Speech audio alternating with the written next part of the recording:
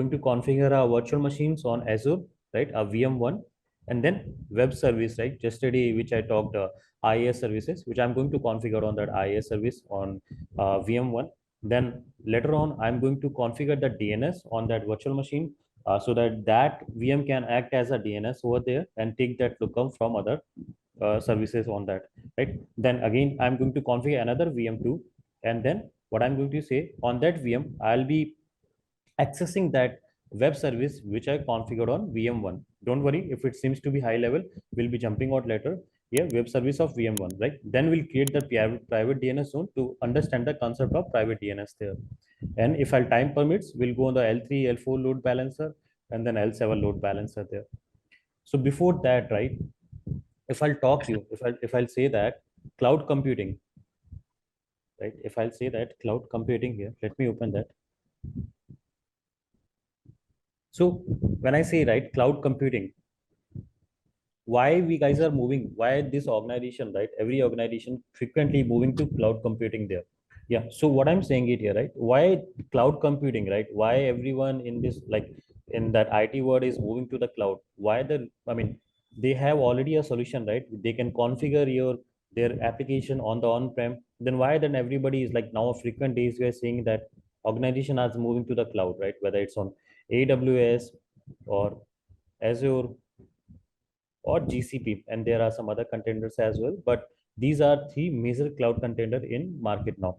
But why I'm moving to cloud? Why I'm saying it? Why everything is working on that on-prem good, right? Everything is the on-prem side is seems to be no issue with that. Then why I'm opting for that Azure or AWS or GCP here? There's a solid reason behind that, right? Why I'm saying it? Why I'm moving it there? Because if you're running your application on the on-prem, let's say this is my banking application, just for an example here, this is my banking application, right? And I have a bank which names as ABC bank, right? This is my bank ABC. Now bank is very confidential, right? It's very credentials things which is stored, right? If you have your banking account, right, you use, let's say I'm using a ICICI bank, just for an example, this is my ICICI bank. What happened, I try to access details of my statement, right? Then I put my username and password, and which is very confidential, right? If others can know and they have that access of mobile, my mobile, they can take that balance whatever they want to take it, right? So it is very confidential, right? And it's a bank responsibility to manage the data which they are storing it. At the same time, you should be responsible about your details you are putting it, right? So it's very confidential things, right? I in that case, right, I'm saying it, if I move my everything to the cloud, right, so what level of access I will be having it, right? Level of access, it means that should I be able to control all security of my environment, right? Security means if any loopholes which is be existing, right? Should I be able to manage entire infra of my environment? Should I be able to match patchings or storage, right? Connectivity, which means routing, right? I'll be able to manage the connectivity of my infra or not. So let's say this ABC is currently have all that control, right? If there is a, let's say, if this ABC is currently on the on-prem side, this is my on-prem, this is my on-prem, and this is my cloud. So currently I have not moved to the cloud yet, right? And I'm telling you the difference, why I'm saying it, why I'm moving to the cloud. And yesterday we learned about the VNet. So VNet is going to help you out here to understand this basic thing here, right? So I'm ABC. This ABC is a bank. This ABC is a bank, and you know, bank is very confidential, right? It stores the data related to your money and everything, right? So now, if I'm having this, right, if I'm managing my banking applications on the on-prem, right, I will be responsible to manage the networking. Manage the networking means if my router, switches, everything, right? Let's say this is my data center here.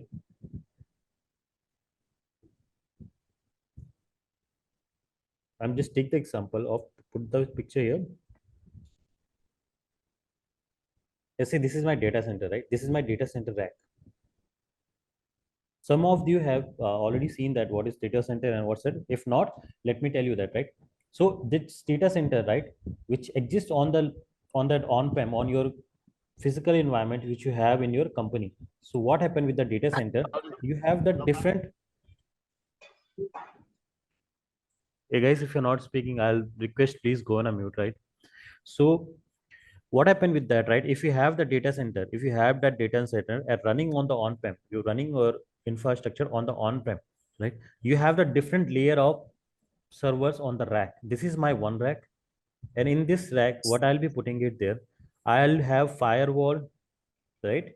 I will be having the firewall to manage securities. I will be having a routers to manage the routing part. I will be having a switches to forward the traffic, right? And access point, right? This all aspects I'll be having it, and then all obviously server will also be there on which I'm be hosting my application.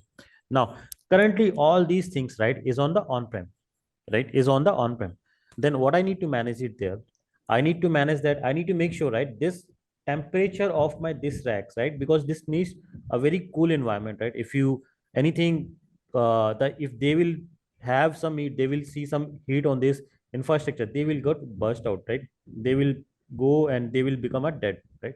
So now I need to make the temperature of my data center, it should be like in a minus, right? It should be in minus temperature, right? I also need to manage, this is just the physical thing I'm doing it, temperature I'm managing it, right? I need to buy the land also, right, to put that infra this data center there, right? I also need to make sure that I'm buying every servers, right? This firewall routers, which this comes with the cost, right? So I need to buy all that equipments there, right?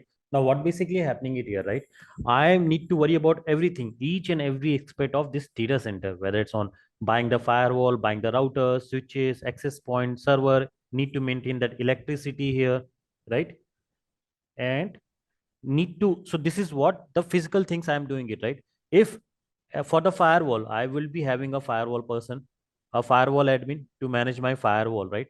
It's not like that a single person, a person should can manage the firewall without having the knowledge. So firewall is a very critical thing, a person should have the knowledge of the firewall. I'll be hiring him to manage the firewall admin. Then at the same time, for the managing this router and switches, I'll be hiring a network admin. I will be hiring a network admin here to make sure that my network is up to date, right? And my anything connectivity related issues, that person can manage it, right? I'll be my database is also there on which my application storing the data. So that DB admin is also needed. DB admin is also needed. Along with that, putting that along with that, buying these racks and buying this server. I also see what all other things I need to make sure I should be having in proper place. Then for the Windows or for the Linux, Windows or Linux admins, also I need to hire it on the market, right? And then at the same time, I need to make sure all that equipment should go in a well way, right? In a well way, right? So there is like no access problem can occur on this data center rack, right? Apart from that, I am hiring these persons also, right? At the same time, I need to make sure my firewall is up to date on the security practices. Like it should not have any vulnerabilities there, right? It should not have any vulnerabilities there. If any vulnerabilities comes in my firewall, I need to remediate that, right? See what level of thing I'm managing it when I'm doing my on-prem infra, when I'm running my application on the on-prem infra. at the same time at the same time, I need to make sure that routers, switches should all have the vulnerability free and with latest patch. Let's say you are running a Cisco router there, right? Or you are running a Palo Alto firewall in your environment. You have the day to day, you have your in a 3 months, on a 6 month, you run that DR activity, right? On which you reboot your firewall and shift the traffic on that secondary firewall. Or at the same time, you do that vulnerability assessment and remediations, or you do that firewall rule lookup, right? Where you make sure that every firewall should have hardened there, right? And the network layer, if I'll talk about on that network admin, they should make sure that there should be a proper connectivity, a route should be in a proper way, the Cisco router should have that updated OS, right?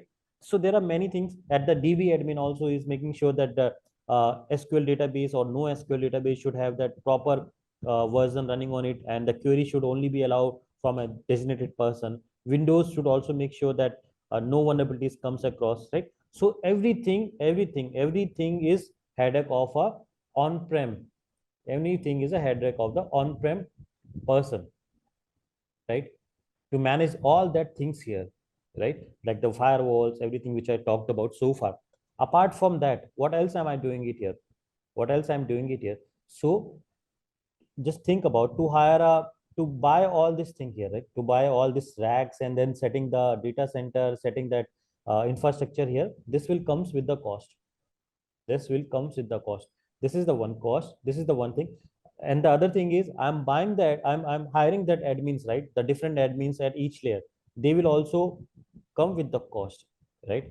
Making sure electricity, AC and air conditions, everything, they will also come with the cost, right? Everything cost will, I need to bear it. I need to bear it for it, right? But at the same time, the benefit also I'm getting it. What benefit I'm getting it? Every infra, everything for ABC banking, I'm managing it. I'm the owner, right? I'm the owner for this, right? So that's the one thing. I'm the owner, but the cost, right? Making that managing it, that are talked about the vulnerabilities and everything, managing it properly, right? All that things. What happened with this one? The cost will come, and we called it as a capex, capital expenditure, right? Capital expenditure and opex, operational expenditure, right? So managing that, buying the land, right? Buying the servers, we call it as a capital expenditure, and then managing it, right? Day-to-day operations and the admins which I hire, we call it as an opex there. So all that things which come with the cost, you need to make sure the level. If I'll talk about the level, what level of things you need to manage it with the on-prem, with the on-prem, right? Then you guys can get here. This is one thing, right? I talked about. So apart from that, right, you need to make sure that deployment, if you're doing any firewall deployment, if you're doing any, let's say I'm buy a firewall, a Palo Alto or Checkpoint or Fortigate, whatever that firewall vendor is, right? But what I'm doing it here, I need to make sure I should place that firewall in my current network flow. This is my router, let's say. I need to make sure that how I'm placing that my firewall in my current organization. So that's the headache of mine, right? If any connectivity goes down, I should make sure it should up and running, right? At the same time, the deployment should be doing by that network admin and the firewall admin, right? So it will be a bigger activity. You need to do it. At the same time, cost also, which I talked about, right? If you're opting for that, let's say you opt that firewall, buying that, guys, please go on mute if you're not speaking. So buying that Palo Alto firewall, and for every, it's not like you just bought the box and you're done with that firewall, right? Every year you need to renew that license, and it's very costly, right? Renewing a license, it's very costly, right? So renewing the license, right? And RMEs, everything you need to do it there, right? Scalability, right? If let's see what happened, I am running a server here. I'm running a server in my environment, right? And that server is hosting an applications called abc.com bank. abc.com bank. You guys are following me, right? So far, can someone please confirm? I'm just trying to cover the basic things which I discussed Yeah, yesterday. yeah. Yes, Yeah. Sumit. Thank But you. Yes. Sumit, So, I have one question. I didn't ask. Should I ask or you? yeah, Should I ask let later? me, yeah, I'll just, Okay. Rahul, let me compare this topic and then we'll go with the Sure, questions sure. as well, right? Yeah, thanks. Sure, sure. So what happened, right? Let's say I am having this ABC. Think about the example ICC. At this time, I'm having a ABC. My ABC is an application and I'm running on this server. I'm running on this server, right? And suddenly this server I configured with that, I configured with the limit, right? This per server can handle the request of 1000 requests per second. 1000 requests per second. This server is only capable of take it. And I mean, I configured this server basis on my requirement, basis on my utilization of that application, right? I understand that, let's say I have 100 customer and 1000 request is feasible to me, right? But what happened all of a sudden, right? Somewhere, or let's say by attack happened or something happened, right? My customer all of a sudden got increased, right? Now instead of 1000, I'm seeing it 10,000 here. But this server is only capable of handling 1000 requests. So in that case, what happens? This server will get crash. You have seen it, right? You have seen it many times. Like booking that like book my show got cached, right? Or some other website got cached while having the heavier load. So what happened with them?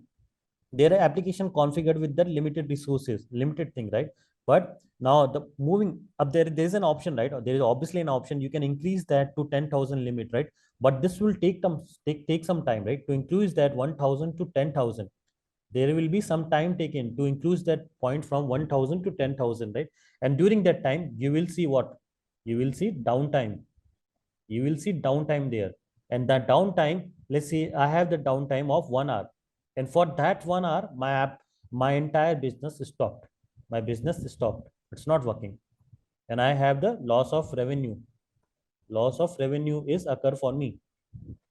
So apart from that, this is one thing, right? So that scalability also I need to make sure it's on, right? Accessibility, I need to make sure everything from here to here I should be able to access for my every environment. If I'm A to B and B to C, right? There is a requirement A to B and B to C have that connectivity. I need to make sure that they should be accessible to me. If anything goes wrong, let's say connectivity impacted between these two, you should be worrying about that. A P1 will get open and you will go on the call, right, to remediate that SIMS call. So all that you should be heading to manage that.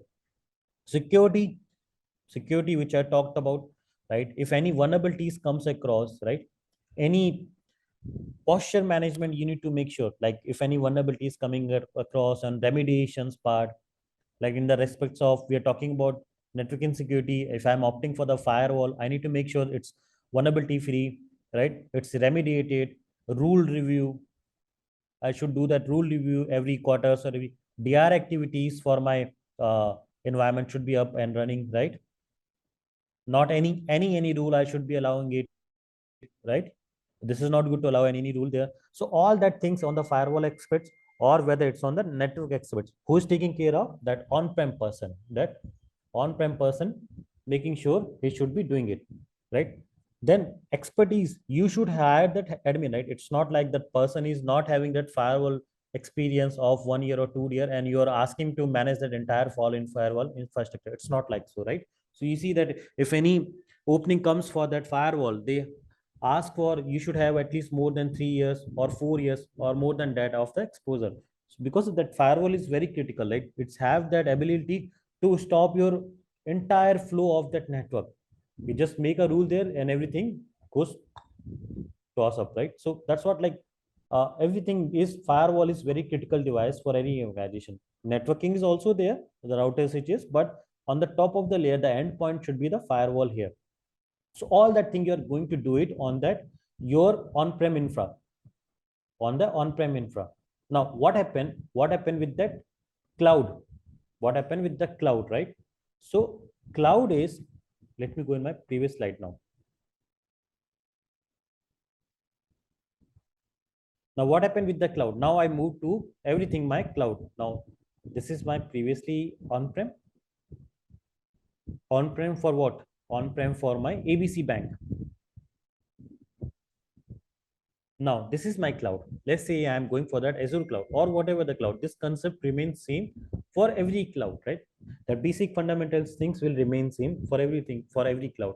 If you're aware about the terminologies and the services Azure is offering, it won't take more than 15-20 days to learn about that AWS or to learn about the GCP. Why I'm saying it, right? Because the names are getting differ, but the basic concepts and basic things remain same. Just for an example, yesterday we learned about the VNet, which is virtual network. If we go for the AWS, we call it as a VPC, virtual private cloud. And then what happened? It's accurate to virtual network. Everything like the subnet I talked about, right? Address range, which I talked about yesterday. Everything you're going to say similar thing. Even the subnet have the same name subnet here. Address range will have the same name address here, right? Everything will remain the same as it is. Reason also you will be saying it there, right? The address space concept. So everything will remain same. It's just the names that get referred. So like the same with the other technologies or other load balancer, you will be saying it the same thing, right? So we'll cover that. We'll cover on the later, but just let finish this thing. So I move to cloud. I'm saying it. So managing this entire info, let's say it costing me 100K USD dollar, which is very big, right? 100K USD dollar, right? Now what happened? The cloud is saying me, which cost me the 100K USD dollar, they will, if my experience, I can say they will be able to manage everything on that within that 60K. How? The scalability, right? So you moved your organization. Now there are three different flavor of cloud services: IaaS, PaaS, and SaaS. And at the same time, they offer that three different variant of cloud. What the three different? One is private cloud, public cloud, and hybrid cloud. Private, public, hybrid. Why private, public, hybrid, right? So this ABC, which is my bank customer, he is very frustrated managing all that expert on the on-prem, but at the same time, he's also concerned about, if I'll move my everything to my cloud, what happened to my security? What happened to my customer who's having their money stored in my bank? How will be I able to take that part in my how will be able to I manage that security, or how will be I manage the networking concept, right? Because I'm okay to move my cloud to that, move my infrastructure on the cloud, but at the same time, I need to grab most of the things, right? I need to grab most of the things of my environment. I'm okay to share that things with the cloud, but not all things, right? Like security is the utmost priority, right? I'm not okay to share with the security with my cloud environment. So in that case, what happened?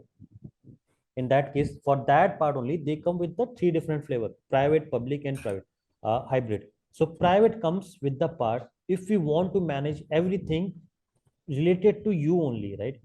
There will be no connectivity with the outside. However, you can do that, but this cloud will be, it will be owned by you, completely owned by you.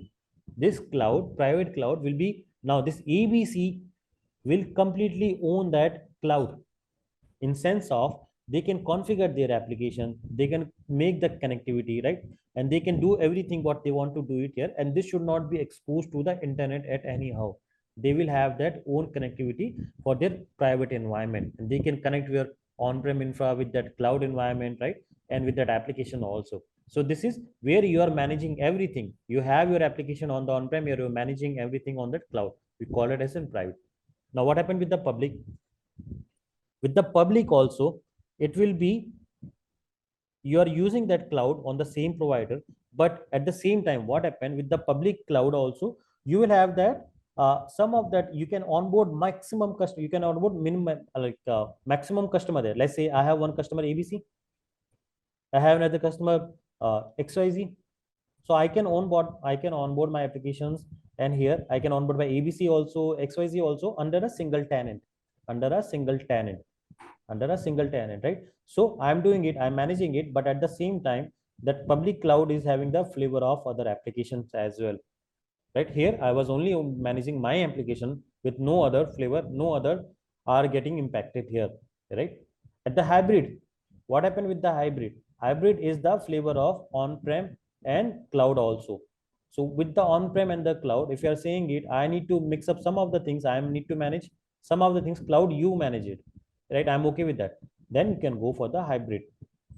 You can go for the hybrid. Now what happened? Hybrid is a mostly used environment, mostly used, right, with the company, right? Private is also there. Some of the customer, like the giant in the banking industry, they use that private, but it costs more because a dedicated thing is getting provided to you, a dedicated, right? Think about this way: if I'm offering up one-to-one things to you, right? If I'm offering something which is only limited to you, right, this will be cost more compared to that if I'm communicating everything, communicating to multiple persons to you, right? So that way, private cloud cost more, public cloud cost lesser, but at the same time, security is also concerned, right? I'm onboarding other applications there. And that hybrid cloud is the mostly used because it has the flavor of both on-prem and on-prem infra. Now after that, right, now there are three different things where I can categorize my application: IaaS, PaaS, and SaaS. IaaS, everything, this three words, right? As a service, as a service, as a service. Now, what differ? Only this I, infrastructure, PaaS, platform, SaaS, software, right? Now here comes the concept of VNet, which we talked about yesterday.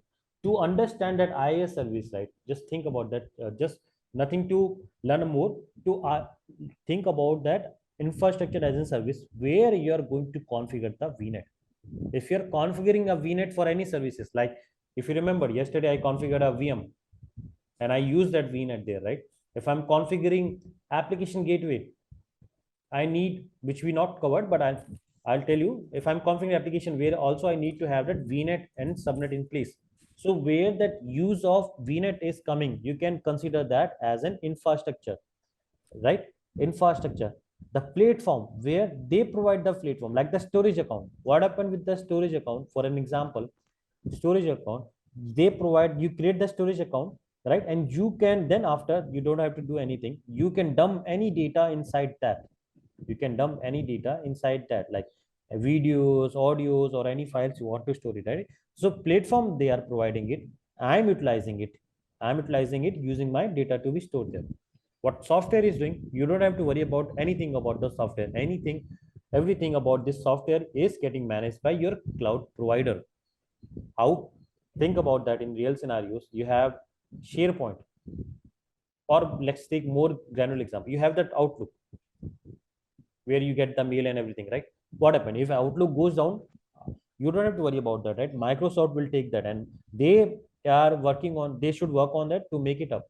If so, SharePoint goes down, right? So what happened with the Outlook? Microsoft is providing you as a service there, as in software as in service there, and then you are paying for that Microsoft license. Let's say I paid $13K, right? And you are paying that license cost to Microsoft, and then you are consuming that. You're consuming that application there, right? So for now, you don't have to worry about the networking, security, infrastructure, right? Data storage. You don't have to worry about anything there. Everything is getting done by the cloud provider or your that provides service provider, which you are having it there, right? So this is IaaS, PaaS, and SaaS. If I talked about what all IaaS services are there, so see, here I talked, right? Here I said VNet, if you're configuring, this is infrastructure. It does not mean you cannot configure the VNet with the platform services. But directly, there is no way to configure that the VNet with that platform services. There are ways which we are going to see, like the private endpoint, service endpoint, which will be come in a later of this course. But there are way to do it. But directly when I'm configuring my VM, I need to provide a VNet as a prerequisite. I'm configuring my application gateway. I need to provide my VNet as a prerequisites there. So that's the thing here. This is about now at the same time, I'm doing that PaaS, IaaS, and SaaS services, right? If you look at this one, I was worrying about managing my security, managing my high availability, managing my my scalability, managing my infrastructure, storage thing, data things, everything. At every layer, I was worrying about security, right? When I'm managing at the on-prem, I was also worrying about network things like routing, switching, and everything. I was also worrying about what data storage, how my application is going to store the data there. I was also worried at the same time about application thing, how I'm going to host my application, right? And how I'm going to accessible it on the internet. I was also be worrying about the physical things like buying the data center, buying the racks, procuring the license for everything, right? And then what else I'm worrying about that? If you're running any virtualization, like you're running any VMs and make sure that VM runs on the virtualization, that also you are worrying about that. And then most important thing, at the time of load get increased, right? Scalability. Scalability means what? Scalability means your infrastructure should be scalable enough. If the load gets increased, automatically they will handle the load. So scalability I was worrying about, right? Or you can say auto scalability, right?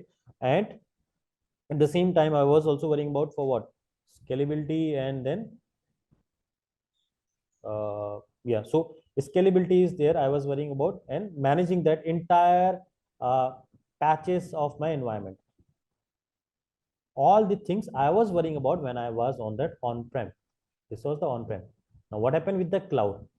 What happened with the cloud? You don't have to worry about anything. The security, I'm worrying about the security. The cloud will say, okay, I'll provide the security to you. I'll provide the best of the security in the security market industry, right? I'll provide that security. But you're saying no, some of the security for ABC. Let's say you have one normal customer, right? You have your e-commerce site and you're okay to share the security with them. In that case, you can all share that everything with that cloud, right? And then they will manage that security with them. But now that ABC, which is the banking customer, he's saying, no, I won't be able to share everything with my cloud, right? So in that case also, cloud is having the flavor. They can manage this. They can share the responsibility, which we call as a shared responsibility, right? Shared responsibility there. Network, they was worrying about the network, hiring a network admin guy. Now, when we move to the cloud, you don't have to worry about what will be my how my routing will happen, how will my next hop is going to work. If that routing hops is not working, right? If reachability is not there, don't worry about that. Cloud will do that. Data storage also, they will provide the services platform like storage account, right? Database, use that services and resolve your issues with the data storage. So I don't have to worry about that. I'm just opting for the service and I'm paying for it. Application also, if you have your code ready, let's say I have written a code, what .NET, I've written a code. So what Azure is saying and what other cloud provider is saying, if we don't worry about the code, if we don't worry about the infrastructure, right? How am I am going to, because hosting an application, Tomcat server or hosting an application require all these things, right? But Azure is saying, bring out your code, right? And I'll provide you everything from infrastructure to platform to exposing it to the internet. I'll provide everything. Just bring out your code. So that thing also Azure is giving to me, right? Virtualization also, we can spin out multiple VMs in a minute of span, right? So that also Azure is giving to you. Scalability and auto scaling, they are very good in that, right? If load gets increased and you're opting for that service, auto scale is right. And let's say at a time, my application is saying is load of 10 requests per second. If you opt for the auto scaling, right? Opt for the auto scaling. Now this load goes 100 requests per second. You don't have to worry about that. Automatically Azure will spin out the resources. They will that horizontal auto scaling or vertical auto scaling, right? They will do that auto scaling at their end, and you just need to opt for that service. And you will only pay when the auto scaling will happen. Let's say for 29 days, you are just running with one resource. You are running with the one resource. Now, and you opt for the auto scaling services. Auto scaling services there, right? And now for 29 days, you're not seeing that auto scaling happened, right? And now for one day, you're saying that auto scaling happened. For one day, you're saying that auto scaling happened and resource increase. So just for the one day, you need to pay the cost to cloud. You need to pay the cost to cloud there, right? That's it. Nothing else you need to pay it there. So, and that VNet, which I talked about, that comes with the infrastructure as in services there. And example for infrastructure as services for some of them is like VNet, subnet, VM, app gateway, front door, traffic manager, which I'm going to cover all that things in our course. But on the traffic manager, you don't need that VNet, but yeah, that's the thing. But you covered this traffic manager as an IS services there. So that's about what is basics of cloud computing, why I'm moving my infrastructure to the cloud, why I'm doing that, uh, opting for the different services, what is that IS, PaaS, and SaaS related services. Now, to cover, show you more on that IS and PaaS and SaaS related services, right? If I'll refer this diagram,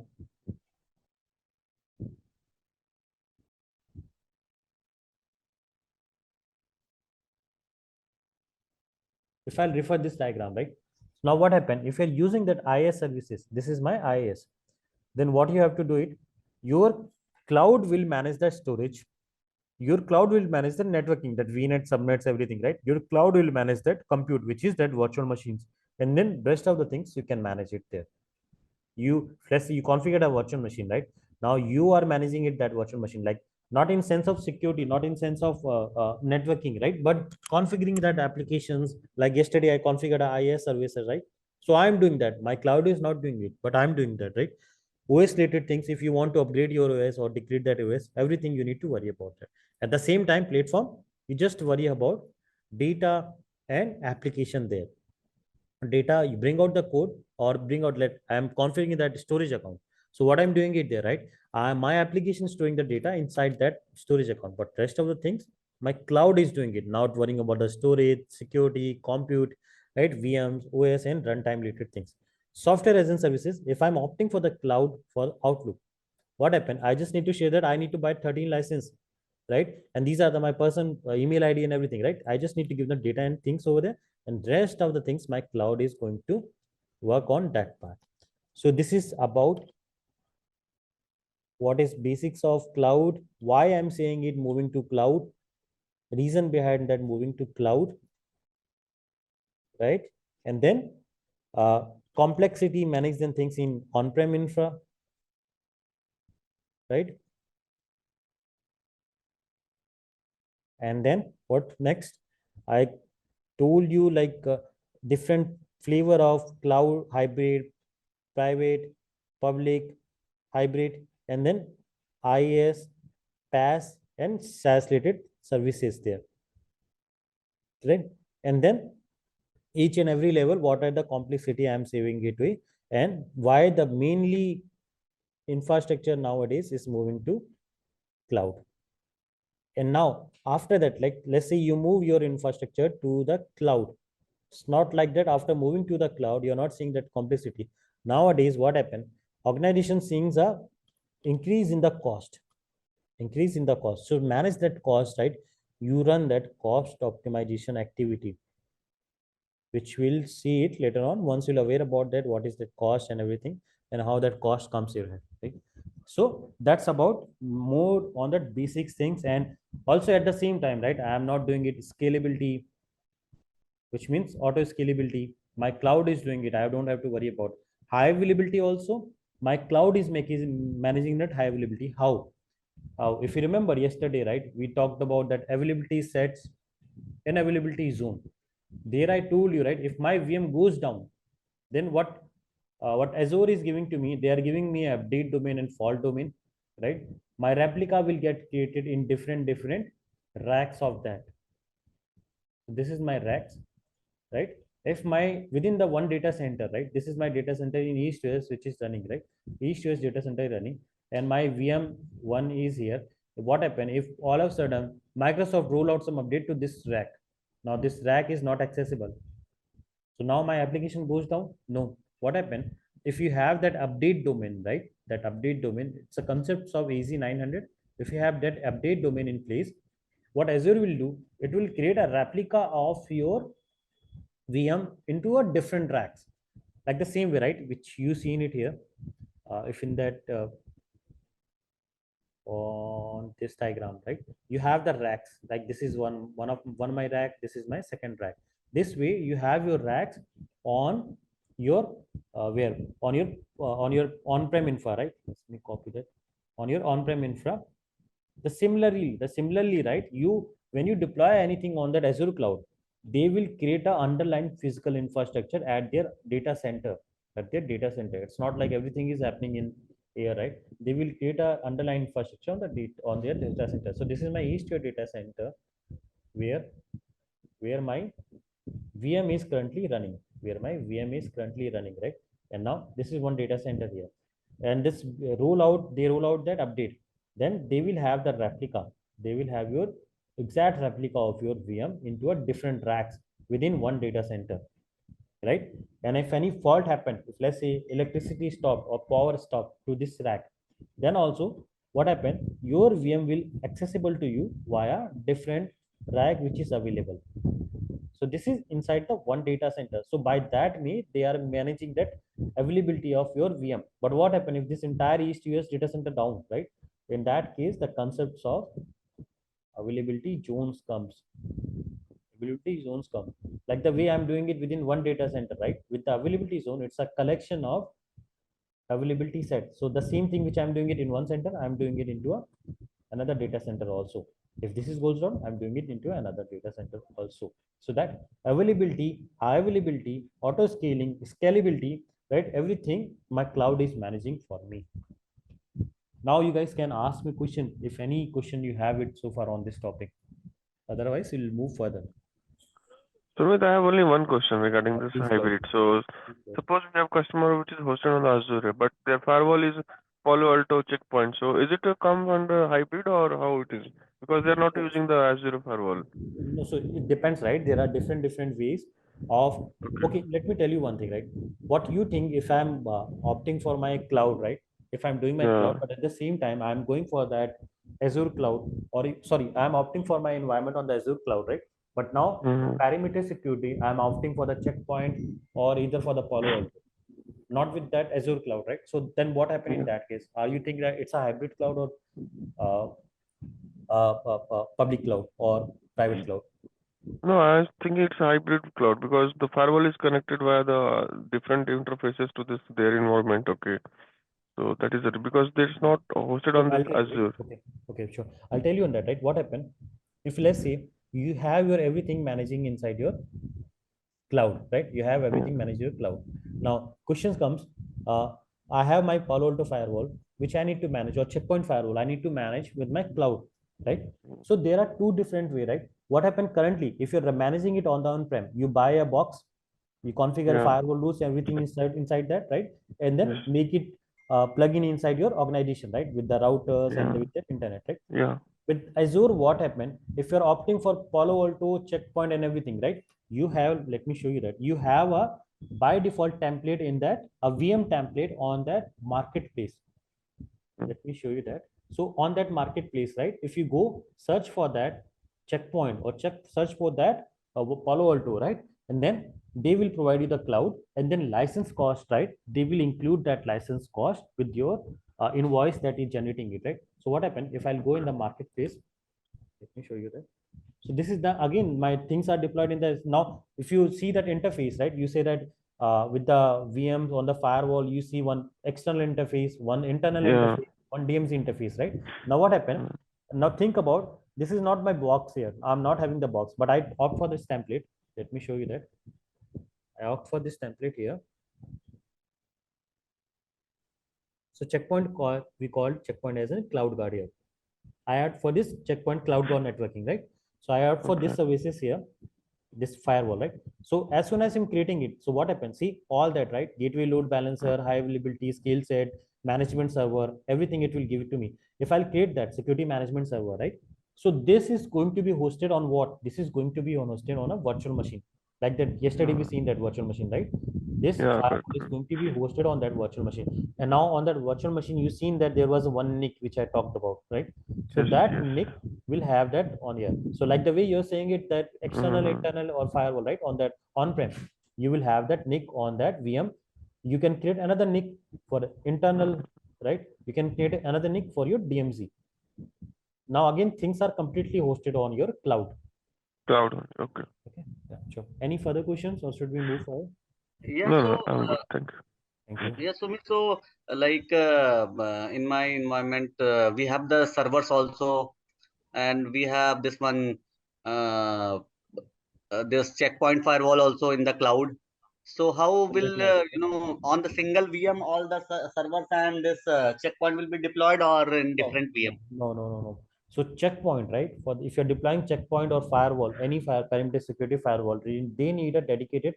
So I'm not deploying it on the firewall. I'm doing it. I'm just going to marketplace and I'm opting for a template there, right? And this firewall, let's say Fortigate is there, right? I'm opting for that Fortigate, and this is going to be deployed inside a VM, right? And that VM should not be used by any other thing. This will be dedicated to the firewall. And now, if you talked about your server, you have your server where you host your application, configure your code there, right? But this should not get utilized by the firewall VM. This firewall VM is entirely a different, which only serves the purpose of firewall. Mhm. So we need to in my environment all the traffic this point to this one if anyone accessing Correct. first it That will will to hit to the firewall then go to the server correct. That from routing, right? That basic routing. If server is want to reach out to the internet, right? One thing, Mhm. Azure will directly provide you internet, go to the internet, right? But the real scenario, this way it won't happen, right? Let's say your critical server is this, is right? So you can't allow your critical server to go directly on the internet, right? Then what you can do, you can set all the server traffic to that firewall, right? By the routing part, we attach that UDR here, and that UDR will send the traffic to the firewall, and firewall will do that lookup on that policy and then send the traffic to the internet. Make sense? Yeah. Sumit, one doubt. Do that routing in later on. Yeah, please go ahead. Yeah, Sumit. So you told one virtual machine would be dedicated for the firewall, right? Right. For the server, like a multiple number of instances can be created in a virtual machine, like multiple Yeah, servers can obviously. be. Yeah, you can do that, right? Let's say you have one server. This is what happened, right? So there are two different way, right? Nowadays, you heard about that Kubernetes. Kubernetes is not related to your answer, but I'm just giving you a heads up here. So Kubernetes, you heard it, right? This is also a way to host your application. But since you asked for the VM, right? What happened? Let's say this is my VM, and now you need to host your DB application. You need to host your database inside that virtual machine, or you need to host your applications on this VM, right? Like the Tomcat server or like that Nginx server, you are hosting it, right? You can do that on the one VM. You're doing it. It's not recommended. So spin out a two different VM, one for the DB and one for the app, and then utilize them as a DB server. Utilize them as an app server. Okay. So it is like importing the images into the VM, right? No, so DB is database. If you want for the importing that, Azure provided database services as well, right? Now, if you're saying it, I just need to configure on the virtual machine. I need to configure my database on the virtual machine. Then you need to configure the database. You need to make sure you need to do that database installation on this DB, right? You need to install the database on this DB. But at the same time, you're saying it, no, I'm not worrying about all these things, right? I just need to opt the services from the database on that your cloud provider. Then what happened? Azure also provide a database, but that's not the contest here. They also provide a NoSQL or SQL database here. Now my doubt is like in a virtual machine, can I add in like 4 different web servers? Yeah, you can do that, right? On one web servers, one web virtual machine, you can host multiple applications there. Okay, okay. So I'm asking in the context, like for example, there is like 3 web server in under a load balancer. I need to configure all 3 web server in one particular virtual machine. Can I do that, right?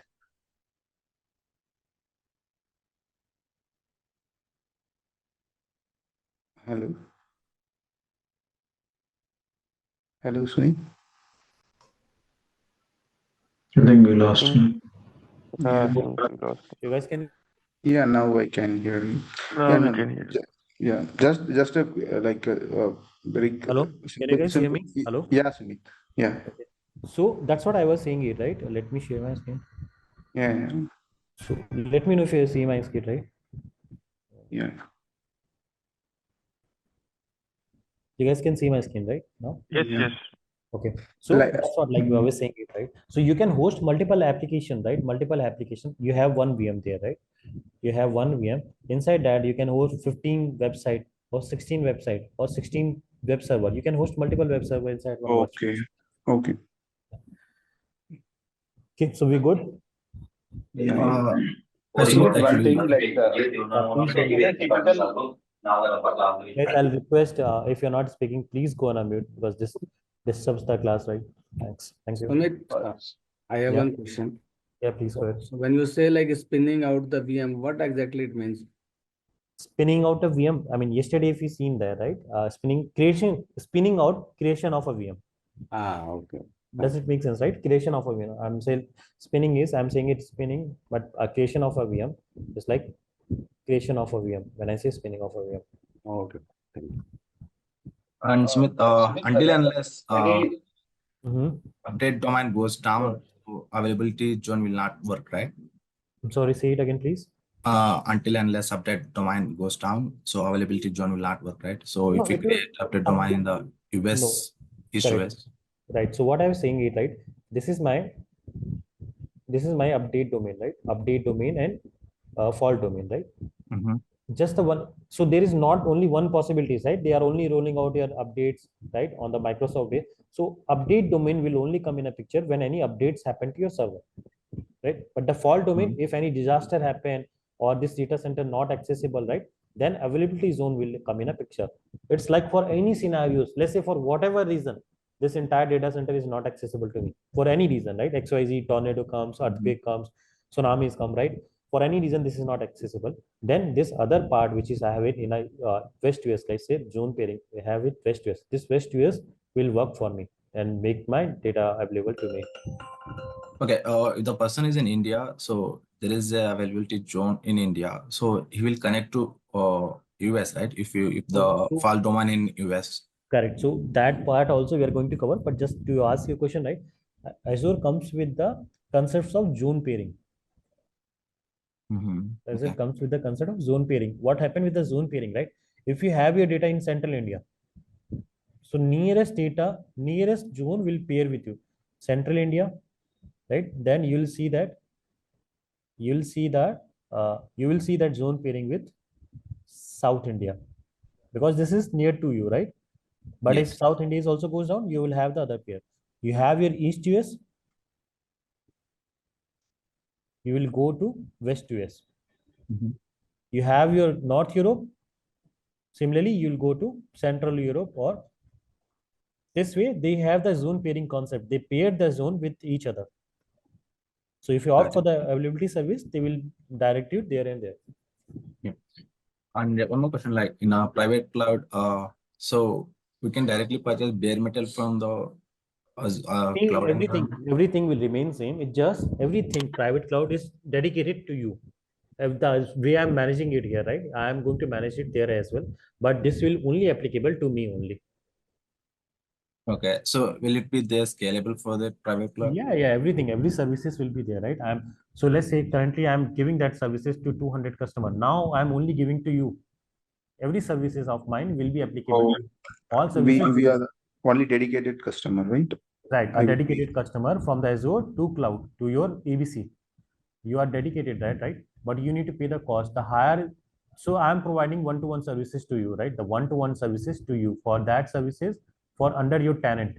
What happened? If I opt anything, I get a tenant or Active Directory kind of thing, which you have it on the on-prem from the Azure, right? So within that tenant, Azure,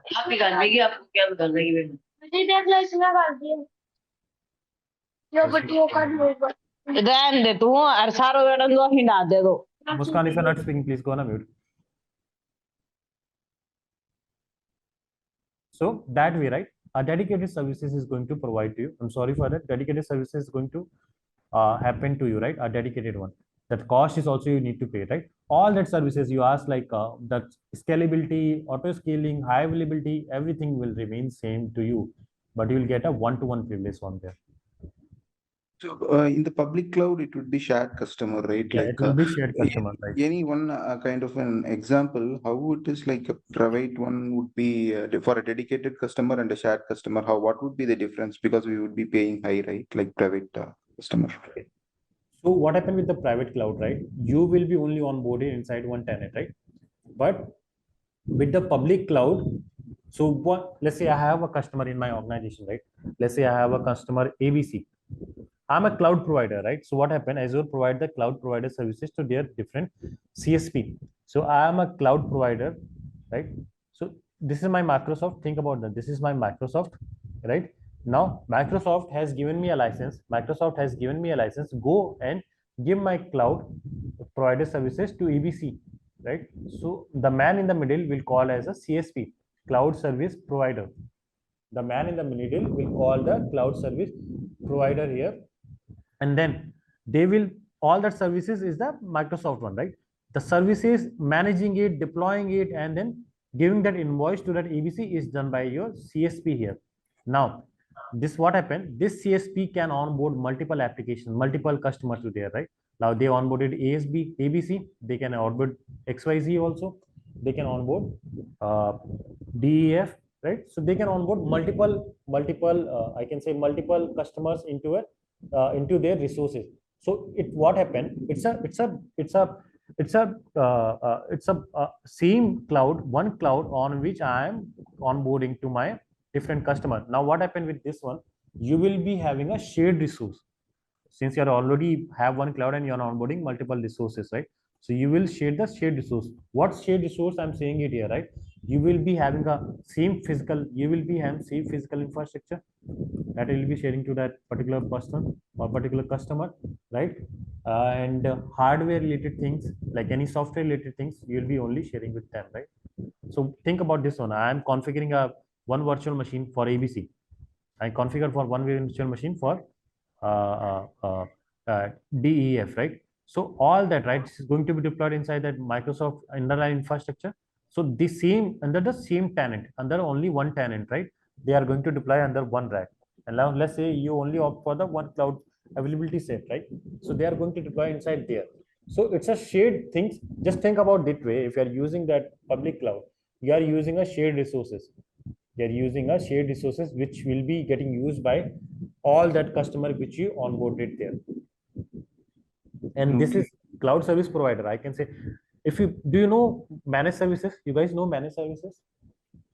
You mean in on-prem, sir? No, managed services is something. Managed services is something where I will be acting to manage your services, and I can provide that service to multiple customers like ABC, this, right? Now you have that, let's say A, B, C, D, E, right? All they want to onboard their application on the cloud, right? But they are not have the expertise to manage it. They have not the expertise to manage it, right? Then this person will come here and this person say, okay, I'll do that, everything I'll do that for your environment, from doing the deployment. Once the deployment will happen, managing a day-to-day operation, providing the support, right? Everything I'm going to do it. But in that case, you need to pay me. You need to pay me, right? Then how that person will get paid? We call it as a CSP. When the bill, right? When the bill from the Microsoft will come, let's say Microsoft bill has 12K, right? So by default, the invoice which will get generated from the Microsoft, they will add the CSP, managed services, CSP commission to their bill. So let's say the managing all that infra, managed services CSP commission is 3K. Now total invoice that you need to pay to your cloud service provider is 15K, which includes 3K of your CSP and 12K of Azure. Make sense here? So just think about the shared services, which are the shared resources you are using it is called as a public cloud, because one infrastructure you are going to use it for everyone. It's a shared responsibility for every customer which I'm onboarding to my application, right? So that way your public cloud you are using it then. So I think no doubt here. So with one thing, like any typical use case of PaaS, platform as a service? Yeah, platform as a service, right? Typical use. Let's say this is my PaaS, right? I configured. So there are services we have not learned about so far on the PaaS related, but I'll give you an example. And don't worry about it if you don't know about this one. Let's say storage account or function app. Okay, function app. Let's just take the function app, right? This is a this is my PaaS based services. What happened with the function app, right? So currently, let's say I have written a Java based application. I written the code from my Java, right? This is my Java code. I've written it here, right? All that code I've written inside my Java code here. Now what happened? If I need to host this application, right? If you're writing a one application, right? Writing a one code there, you need to host that application to the internet. Let's say this is my Amazon, right? And I done with my code, but where exactly I need to host so that person like you and me can access it from the internet, right? So for that, I need to have a server. I need to have an infrastructure. Everything is in need to place, right? But what happened? Azure is saying, bring out your code, right? And then deploy it on that function app. And then once the code will get deployed, everything from accessing it on the internet, managing that networking infrastructure, right? Security, everything this function app will do. So what happened? Function app, it just provide you a platform. You bring out the code here, deploy it, and your application is accessible to you. So function app no. So it's like only like layer 7 only it will take care. Correct. The layer 1, layer 2, layer 7, everything it will take, not the layer 7, right? Network will come on the layer 3, it will take, right? Transport will come on layer 4, it will take. Application layer thing, it will come on the layer 7, right? But on the what happened, it's taking on the layer 3. Are you managing the routing, switching, everything? No, you're not managing it, right? That layer 3 also it's taking it on that platform. Are you managing that transport layer things like the port and address translation? No, right? That's also function app is doing for you. You're just bringing out your code for the L7 and putting it there, and then every layer of infrastructure that function app is managing it to you. Hello. Okay. Hello. So if in case, right, you guys are getting me, right? If in case you have any doubt or you're not, if my pace is too slow or I'm going with the too high pace, right, too fast, let me know. I'll adjust myself in that way. But yeah, this is about the basics of the things which we covered, and that way, that's the reason I had taken that VNet yesterday. So you'll get that what is infrastructure as in services more detailed, right? If I should have not tell you that in VNet, then why you'll be getting it that infrastructure. So that's So about one PaaS, last question. SaaS. Yeah, please. Yeah, if any company has a tenant in Azure, we have to consider that as a private cloud or No, it depends, right? What so every whether you have the public cloud or you have the private cloud or you have a that hybrid cloud, you will have a tenant, right? Like for me, let me show you that. So for everything, you will have one tenant, right? You guys can see this default directory. So inside the default directory, I'll get the tenant there, right? So I will have the tenant. If I'll go in my AD, right, you will see that tenant will get onboarded for me. It's called at intra ID there, right? This is intra ID. I'll go, let me clear out the screen. So this, see that manage tenant, right? Everything I'm going to see it inside the manage tenant, I'll be going to get that tenant ID. This tenant ID is unique for you. Everyone is going to assign that tenant ID to you, right? Once you onboard your, once you create that your account with that Microsoft, right? You're also going to see that tenant, and that tenant ID will remain unique to you only, right? This will be unique to you. So that tenant ID is like, it's just the identity for you to aware, like Microsoft is going to know that you are that person, right? Sumit is the person who is like having this ID. So by that way, the tenant ID is getting created for everything, whether you're on a public or private or hybrid cloud. So if I am a company ABC, I would have only one tenant ID. Correct. Right. You will only have one tenant ID. Inside that tenant ID, you can have the multiple. So the hierarchy is like tenant is, you have a tenant, you have one tenant, you only have one tenant only, right? But inside that tenant, you can create multiple subscription. What subscription? Like you have the free trial subscription, right? Free trial. Inside that free trial, you can create multiple resource group, right? Inside that resource group, you can host your multiple environment like dev, QA, stage, correct, and then prod, right? Tenant, and then subscription. You can have the multiple subscription inside the tenant, but tenant will remain one, right? And then resource group. Let's say this is I created free trial subscription, right? Now let's say I am in my company scenario where I do not have this free trial. So I created a subscription A. I'm creating a subscription B.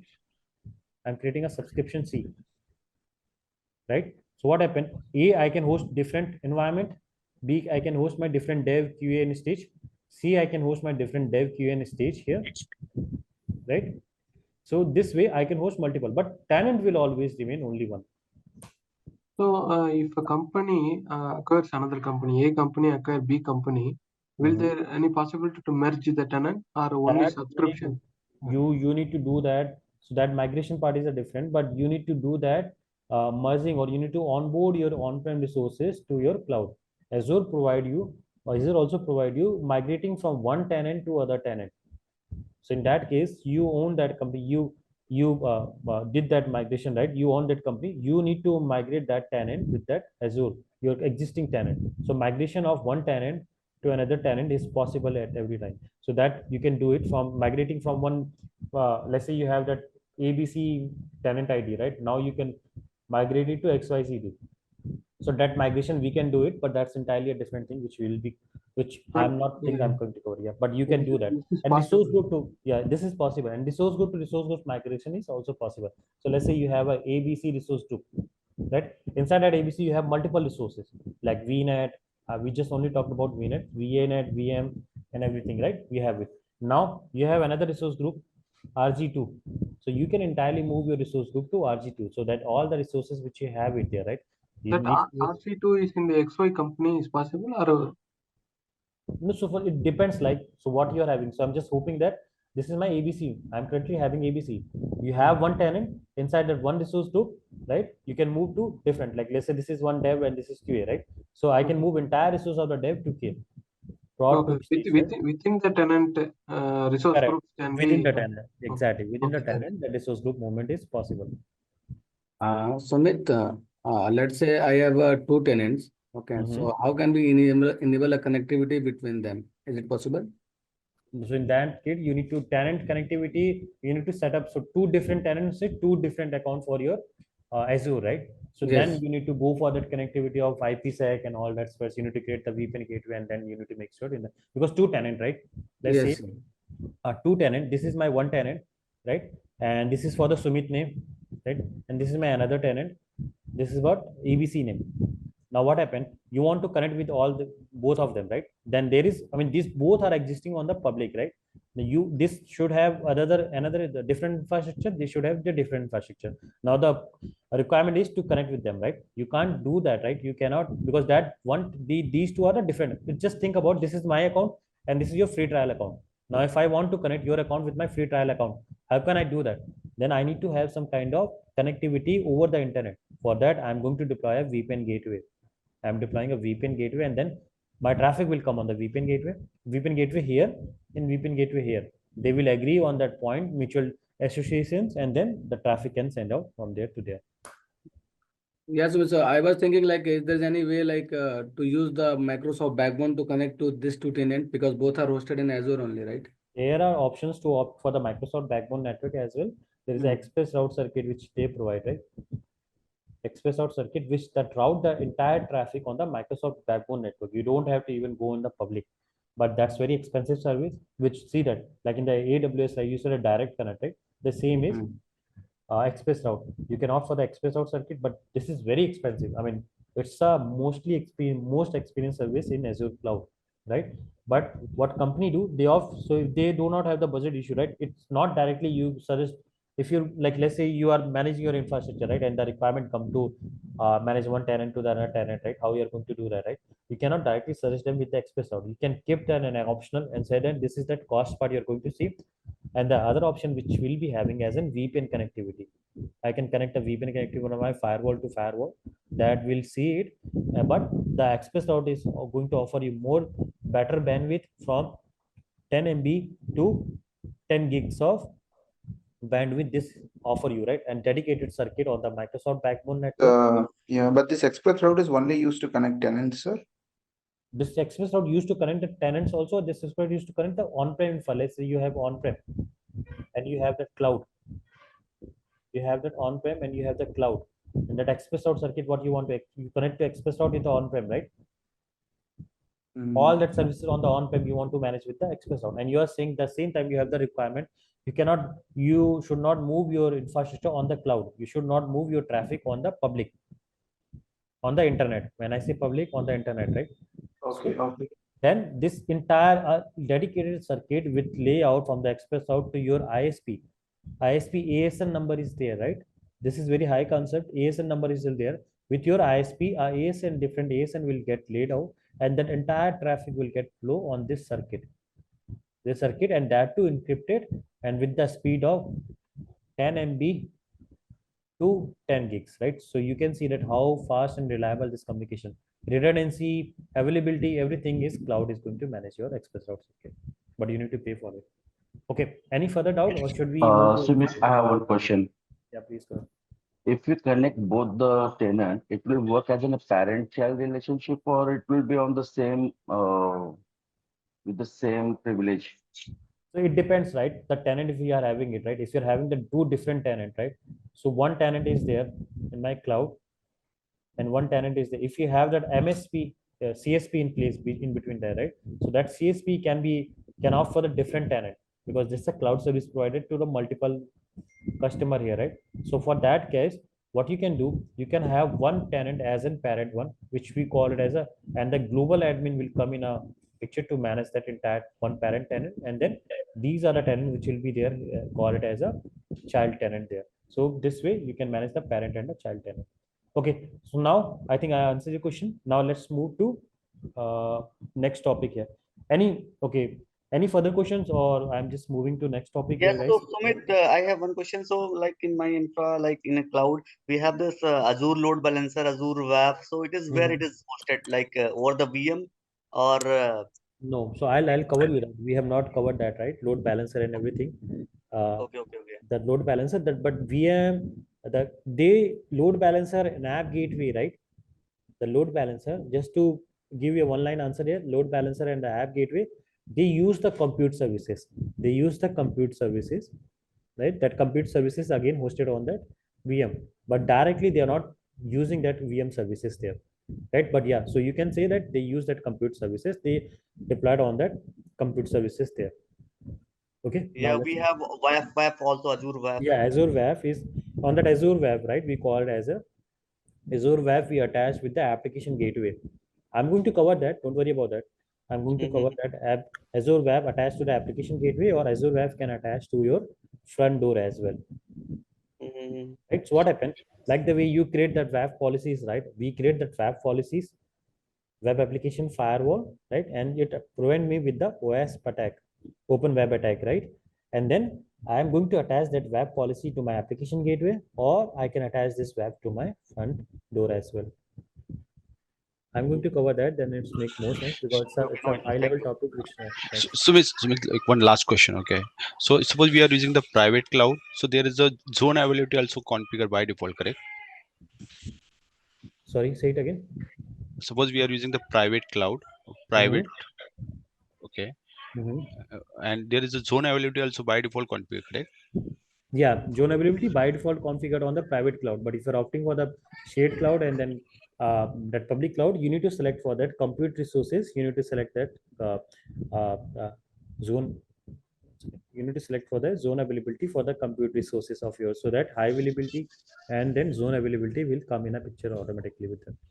Okay. Okay, so now let's Hi, move to the Sumit. thing. Yes, sir. Most of the clients recently have a requirement of migrating on-premise to cloud only. So are we learning migration also in this course? I'm going to cover the points, right, which is needed to do that, but the entire migrations, I'm not going to cover it, like what all things we need to cover it, like I'm not going to cover that entire migration strategy because that's going to be another different course, right? And that's what we discussed previously. But yeah, I can tell you that points that needs to be taken in mind while doing that migration. Okay. Thanks. So I think Sumit, if you please asking the questions, one question. yeah, just the one request, right? If you ask the question, please feel free to ask, but ask on the topic which we covered, right? Otherwise, like it will be really hard to see the further things, right, which we have the agenda for today. Thanks. I hope you'll understand on that. Yeah, please go ahead. Someone asking something. Yeah, Sumit, when we are creating a VNet, that time only it will come private cloud and hybrid cloud, where we are selecting. No, when you're opting for the tenant, right, you need to tell them that you need to reach out to that Microsoft and give the request, right? If you're going for the public private cloud, right, you need to directly that your customer, right, your sales team will update them that I'm going to offer this service as a private, right? So then they will assign you that private and the public. By default, it's a public cloud which you're going to. The cloud which you're working with currently, it's a public cloud. So for that, you need your sales team and your team need to contact with that Microsoft for the private cloud only. Okay, let me go there and ask that other question. Ask that like work on the further agenda there. So that's about the basic things, right? That's about the basic aspects which we covered on today's thing.